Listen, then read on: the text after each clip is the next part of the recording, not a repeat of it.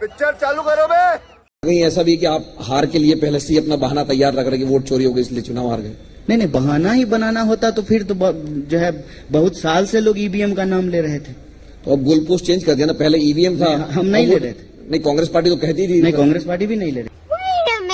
अगर पूरी चीटिंग कर दी, अगर ईवीएम लपेट लिया, वैसे हो सकता है, मगर उसके अलावा ये 200 180 से आगे नहीं जा रहे। मैं आपको बता रहा हूं, ईवीएम के बिना नरेंद्र मोदी चुनाव नहीं जीत सकता है। जय श्री राम दोस्तों, अगर आपके खून में भी राम भक्ति दौड़ती है तो नीचे कमेंट में जोर से लिखो जय श्री राम। देखता हूं कितने भाई अभी भी धर्म और देशभक्ति के नशे में चूर हैं। अब देखो भाई, चैनल का नाम तो सस्ते नशे है, लेकिन यहाँ नशा सिर्फ 2 चीजों का मिलता है, ज्ञान का और मनोरंजन का।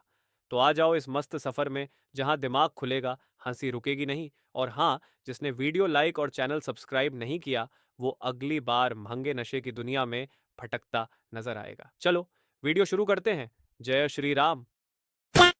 इस देश में भावुक होना गलत समझा जाता है, ये दुर्भाग्यपूर्ण है। सब दोगलापन है, मैं तेरा दोगलापन उतारता हूँ। प्रधानमंत्री आकर के क्या कह रहे हैं? मेरी माँ को गाली दे दिया इसलिए उनको वोट दे दीजिए, यही कह रहे हैं ना? क्यों इसको मुद्दा बना रहे हैं? मेरी माँ को गाली दे दिया इसलिए उनको वोट दे दीजिए। इस देश में भावुक होना गलत समझा जाता है, ये दुर्भाग्यपूर्ण है। दोगला है तो। अगर बीमा इस तरह से महंगा होता जाएगा तो आम आदमी अपने जीवन की सुरक्षा का इंतजाम नहीं कर पाएगा। ऐसे में स्वास्थ्य बीमा से जीएसटी हटाने या कम करने से लोगों को राहत मिल सकती है। लोग फिर से बीमा को रिन्यूअल कराने लग जाएंगे। इस महंगाई के कारण बीमा क्षेत्र का विस्तार नहीं हो पा रहा, क्योंकि कुछ ही लोग एक से अधिक बीमा खरीद रहे हैं। स्वास्थ्य और जीवन बीमा क्या वाकई सस्ता हो जाएगा और आपके अच्छे दिन आ जाएंगे? बीमा पर 18% जीएसटी को अब 0 कर दिया गया है, लेकिन क्या इतने भर से बीमा का प्रीमियम सस्ता हो जाएगा? कितना सस्ता होगा? क्या वाकई इतना कम होगा जिसका ढिंढोरा पीटा जा रहा है? बीमा का प्रीमियम कई बातों पर निर्भर करता है। मेडिकल इन्फ्लेशन के आधार पर भी बढ़ता है। मेडिकल इन्फ्लेशन का मतलब हुआ अस्पतालों में भर्ती और इलाज का खर्चा बढ़ते जाना। अगर अस्पताल ने अपना बिल बढ़ा दिया तो उस हिसाब से बीमा कंपनियां भी अपना प्रीमियम बढ़ा सकती हैं। एक और कारण से प्रीमियम बढ़ सकता है, जैसे कोई कैंसर का मरीज है, उसने इस साल इलाज का क्लेम 5 लाख ले लिया, तो अगले साल उसका प्रीमियम बढ़ सकता है क्योंकि उसने क्लेम लिया है, तो उस पर एक्स्ट्रा चार्ज लिया जाएगा। मेरे कहने का मतलब है कि दिखावे के लिए जीएसटी के कारण रेट कम होगा, मगर प्रीमियम की वसूली किसी और तरीके से भी हो सकती है।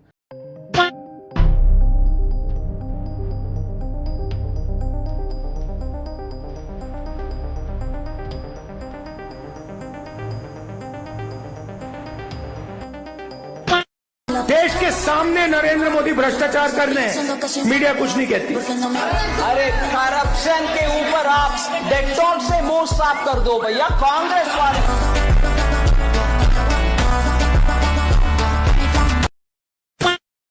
ಮಾಡುವ ನೀವು ಏಕದೈವ ಉಪಾಸನೆಯಾಗಿರಿ, ನೀವು ಏಕದೈವ ವಿಶ್ವಾಸಿಯಾಗುವುದರೊಂದಿಗೆ ಇತರ ಧರ್ಮೀಯರು ಆರಾಧಿಸುವಂತಹ ದೇವತೆಗಳಿಗೆ ನೀವು ನಿಂದಿಸಕೂಡದು, ನೀವು ಅಸಭ್ಯ ಹೇಳಬಾರದು, ಯಾವುದೇ ವಿಧವಾದಂತಹ ಅಸಭ್ಯ ನಿಂದನೆ ಮಾಡಬಾರದೆಂದು ಹೇಳಿಕೊಟ್ಟಂತಹ ಪ್ರವಾದಿ ಮುಹಮ್ಮದ್ ರಸೂಲುಲ್ಲಾಹಿ ಸಲ್ಲಲ್ಲಾಹು ಅಲೈಹಿ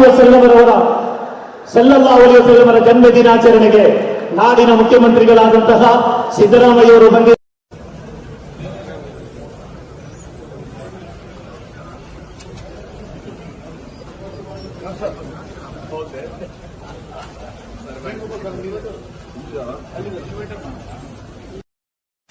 वोट चोर गद्दी छोड़, वोट चोर गद्दी छोड़। इंडिया में कोई भी किसी को उल्लू बना सकता है, बेचारों को कोई आइडिया ही नहीं है। आइडिया है तो दादा जी, आप यहाँ से जाएंगे किसी दुकानदार के पास जाइए, कहिए चौकीदार, आप बेरोजगारियों के पास जाइए, कहिए चौकीदार। उल्लू मत बना, उल्लू बनाओ। मोदी जी पर्सनली पेरिस गए हैं, पर्सनली वहाँ पे डील चेंज की गई है, पूरा हिंदुस्तान जानता है। और रक्षा मंत्री जी कहती हैं कि हम हिंदुस्तान को और जो हिंदुस्तान के शहीद हैं उनको और उनके परिवारों को राफेल डील में कितना पैसा, क्या रेट लिया गया है, उसके बारे में नहीं बताया। क्या मतलब है इसका कि कोई ना कोई घपला हुआ। नो उल्लू बनाविंग, नो उल्लू बनाविंग कि इलेक्शन कमीशन वोट चोरी में इन्वॉल्व है। आपके माध्यम से मैं ये भी कहना चाहता हूं, अगर 7 दिन में हलफनामा नहीं मिला तो इसका अर्थ ये सारे आरोप निराधार हैं। नो उल्लू बनाविंग, नो उल्लू बनाविंग। ईवीएम में कमी है, ईवीएम में कमी है। उल्लू, नो उल्लू बनाविंग, नो उल्लू बनाविंग।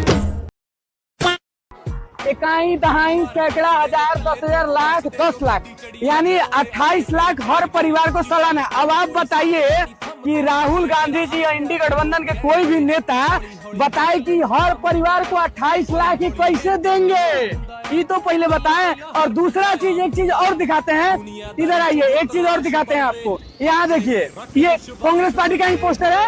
यहाँ देखिए, इकाई दहाई सैकड़ा हजार 10,000 लाख 10 लाख 25 लाख तक का मुफ्त इलाज। तो ये 28 लाखवा में से 25 लाख के मुफ्त इलाज करेंगे। इनका देख लिए कि क्या कर रहे हैं। सोचिए, अभी इलाज के लिए हर साल 25 लाख रुपया किसी को कहां से देंगे, पहले ही बताइएगा। अब इस प्रकार के झूठ जो है और इस प्रकार का जो स्थिति है वो ये लोग पैदा करते हैं और झूठ फैलाते हैं, तो इन लोगों से सावधान रहिएगा।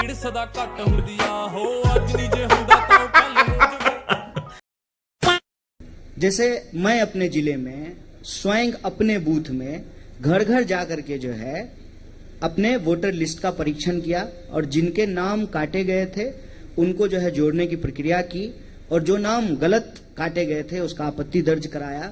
ये बहुत आसान काम है।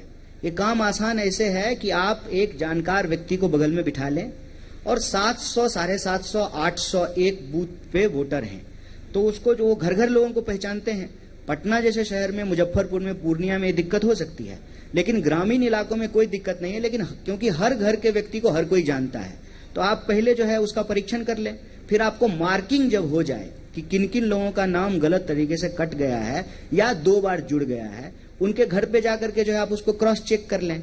फिर जो है उसका ऑब्जेक्शन जो है आप बीएलओ को दे दें। ये बहुत आसान काम है। और मैं आपकी बात से सहमत हूं कि जमीनी तौर पर, बुनियादी तौर पर यही करने की जरूरत थी। अरे पाकिस्तान कहाँ गया रे बाबा? अरे उसको पकड़ो, कमर से ज्यादा पानी चला गया है, उसको पकड़ के लाओ। और ऊपर ऊपर आना, नदी की तरफ मत जा। ना ना ठीक है, अभी आजा, आजा आराम से आजा, कोई नहीं, आजा। रस्सी भी नहीं है, बंदा चला जाएगा नदी में। आजा और ऊपर ऊपर चढ़ के, ऊपर ऊपर, नीचे मत जाना। ये पानी पता है सर, ऊपर से आ रहा है बस्ती से।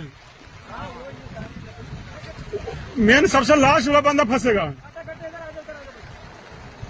आजा ऊपर ऊपर, आजा ऊपर ऊपर। But if we don't get any equipment, you've seen what would have happened to us if we didn't have air defense. We would have been rubbles.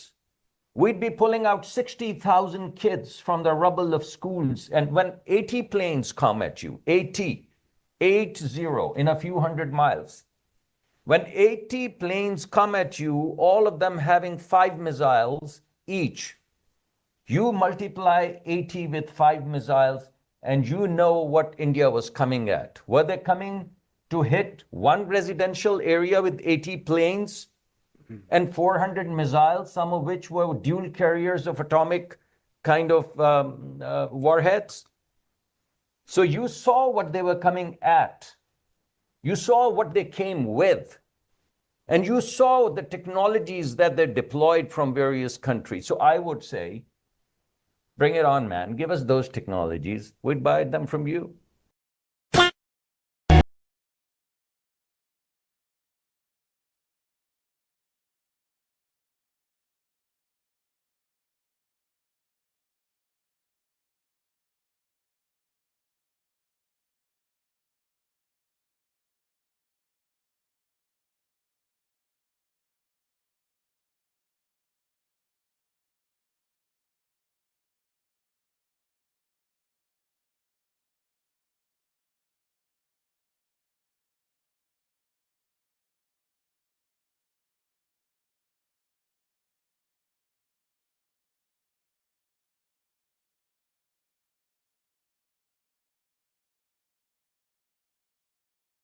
Gita तेरा ज्ञान अमृत असं नाव आहे आणि आतमध्ये हजरत मोहम्मदजी मांस नाही खाते याबद्दलचा उल्लेख करण्याची काय गरज आहे?